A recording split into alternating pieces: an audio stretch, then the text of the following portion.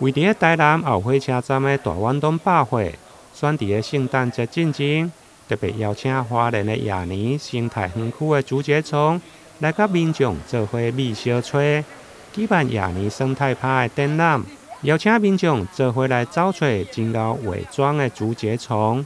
竹节虫它在这个世界上，整个演替的演化下来哦，它已经演化出很特别的这种行为。第一个，它很会躲藏，第二个，它把它身体模拟得很融入环境，颜色也非常的有保护色，所以在这些鸟类啦、蜥蜴啦、螳螂，要吃到它也不是那么的容易，所以在大自然里面。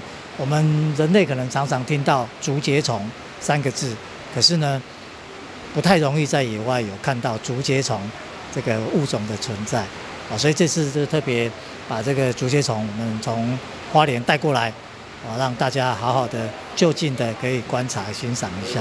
感觉他们有点用力气抓着我的手，而且还有点黏黏的。刚刚有滑到你的手上吗？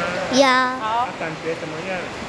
痒痒的还是刺刺的？痒痒的。导览员表示，其实竹节虫是大自然界的基础生物，也就是别人的食物。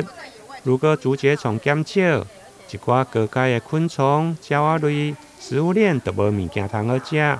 因为竹节虫的饲育环境需要保持适当的温度甲湿度，因此这间的生态巡回展嘛特别用专车来接送。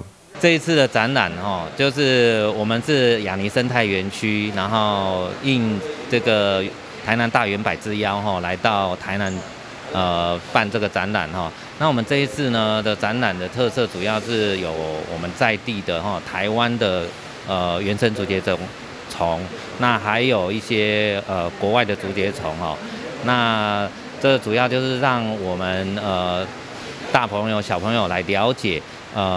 竹节虫的一个生态的状况。